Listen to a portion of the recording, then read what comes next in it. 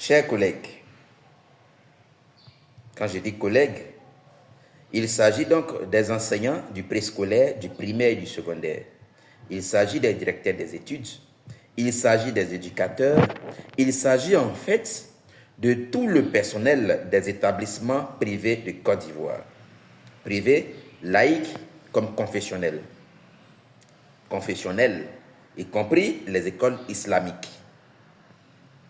Depuis hier, lorsque, de façon personnelle, je vois l'engouement des enseignants, des jeunes, des diplômés dans les différentes écoles choisies pour la formation en vue de la délivrance de l'autorisation d'enseigner ou de diriger ou même d'encadrer, il y a cette idée-là qui frappe à l'esprit. Les travailleurs du privé n'ont pas pour intention de faire du métier de l'enseignant ou de l'éducateur ou du directeur, n'ont pas l'intention d'en faire un métier en attendant. Ils n'ont pas l'intention d'en faire un métier en attendant que j'aille mieux ou bien d'un métier, éphémère. Ils veulent travailler. Ils veulent servir le pays. Ils veulent se mettre à la disposition du ministère de l'Éducation nationale. Et il n'y a pas mieux que servir le pays à ce niveau-là, de faire les intellectuels, à ce niveau-là, de former le citoyen. Il n'y a pas plus noble métier que ça. Mais alors, pourquoi ceux qui sont sur le terrain ont finalement pris le métier comme un métier en attendant? Pourquoi, après, vous voyez, depuis 4 heures du matin, les gens sont dans les bus, ils quittent les quartiers, ils quittent les communes pour rejoindre les centres de formation. Depuis 4 heures. Vous voyez l'engouement? Ils veulent servir le pays. Mais la cassure, c'est quoi? Ils intègrent le système et le traitement qui leur est réservé fait que finalement, ils perdent espoir, fait que finalement, ils se désarment et ils se résignent à dire « je suis là en attendant ». Et voici là ce qui tue l'école ivoirienne. Et là, c'est un phénomène qui dure plus de 30 ans. Donc, depuis 1992, que le système a changé. Et donc, ce système-là, il tue. C'est pour cela, nous lançons un appel à tous les acteurs du secteur privé de l'éducation. Chers enseignants, c'est un métier noble que vous avez. Ce métier-là, il est noble. Ce métier-là, il est bien payé. Vous avez une grille salariale très alléchante. La question qu'on devra chercher à laquelle on devra répondre, c'est laquelle? C'est pourquoi un enseignant du privé, un travailleur du privé, qui commence dans les années 90 avec un salaire de plus de 180 000, comment se fait-il qu'en 2025, son salaire revient à 80 000, à 128 000, à 130 000 et à 130 000 ou même 200 000? On ne peut pas commencer dans les années 90 à 180 000 et en 2025 aujourd'hui, revenir à moins que ça. Donc, c'est un mystère qu'on doit chercher à résoudre.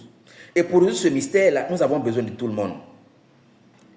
D'accord? Aujourd'hui, la vague de changement sera très grande. Et tous ceux qui vont se mettre au travers du changement vont se faire broyer, vont se faire écraser. Quand vous avez des problèmes, ne dites pas que non, parce que je n'ai pas le diplôme, non, parce que je n'ai pas l'autorisation, alors je vais constituer un frein à la lutte. Quand tous les enseignants d'un établissement se mettent ensemble pour dire qu'on veut un salaire de plus de 200 000 parce que nous avons droit à ce salaire et que toi tu dis je ne suis pas dedans, ben, tu deviens le complice du système qui nous maltraite et demain tu seras traité comme tel. Demain tu seras traité comme tel. Quand tu es un directeur des études et que alors que tu as le même rôle qu'un proviseur, qu'un chef d'établissement et qu'en termes de traitement on ne peut pas comparer, et que tu penses que le fondateur va partager ses bénéfices annuels avec toi et que tu te mets au travers du changement pour la qualité de l'éducation ivoirienne, pour la qualité, pour le bien-être du travailleur et que tu te mets au travers du chemin et que tu renvoies tes enseignants parce qu'ils sont dans des groupes en train de s'informer, en train de se former pour mieux faire leur travail et que tu les prends pour ennemis, alors demain, quand le vent du changement viendra, ben, tu répondras, tu prendras tes responsabilités. Quand tu es un fondateur et que ceux qui travaillent pour toi, tu es conscient que ce sont des humains qu'ils doivent se nourrir, ce besoin-là. Tu es conscient qu'ils doivent se loger, tu es conscient qu'ils doivent se soigner et que tu les prends pour ennemis parce qu'ils sont en train de lutter pour un bien-être afin qu'ils puissent faire correctement leur travail. Quand vous donnez 80 000, 120 000, 90 000 à vos enseignants, comment vivent-ils? Enseigner, c'est un travail mental, c'est un travail psychologique. Donc, quand on a beaucoup de soucis parce qu'on n'arrive pas à payer son loyer, on n'arrive pas à se nourrir, on n'arrive pas à soigner sa famille, c'est difficile de donner le meilleur de soi dans les salles de classe. Lorsque vous payez de façon dérisoire un salaire qui n'atteint pas 300 000, il est obligé de prendre 1, 2, 3, 4 écoles. Mais quelle performance attendez-vous?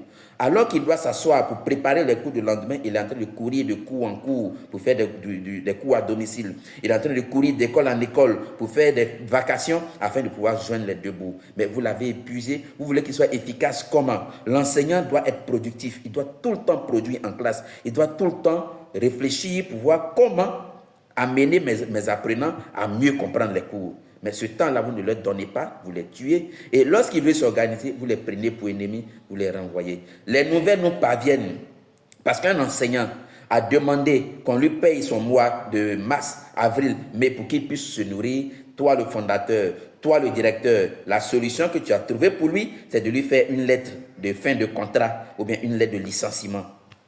Mais attention, nous faisons l'éducation, nous nous mettons au service du pays. Et le vent du changement arrive. Et quand ce vent de changement arrivera, il va falloir assumer. Il va falloir, n'est-ce pas, prendre sa part des responsabilités. J'invite tous les acteurs, j'invite la société civile, j'invite les organisations internationales, j'invite toute la communauté ivoirienne à œuvrer. J'invite les parents d'élèves à œuvrer, j'invite les enseignants, j'invite les éducateurs, les directeurs d'études à œuvrer pour un système éducatif de qualité. Et cela passe par le bien-être des premiers acteurs, des acteurs principaux que sont les enseignants, les directeurs, les éducateurs, les correspondants fichés et j'en passe. Bonne formation. Nous sommes avec vous dans les centres de formation. Nous sommes avec vous. Le CREPSI est avec vous. Le comité de revendication des enseignants et éducateurs du privé de Côte d'Ivoire est avec vous. Nous voulons un système éducatif de qualité et nous sommes avec vous. N'hésitez pas à nous contacter. N'hésitez pas à nous rejoindre parce que c'est ensemble, c'est bien ensemble que nous serons très forts. C'est ensemble que nous serons forts. Isolés, nous serons écrasés. Isolés, nous serons écrasés. Merci.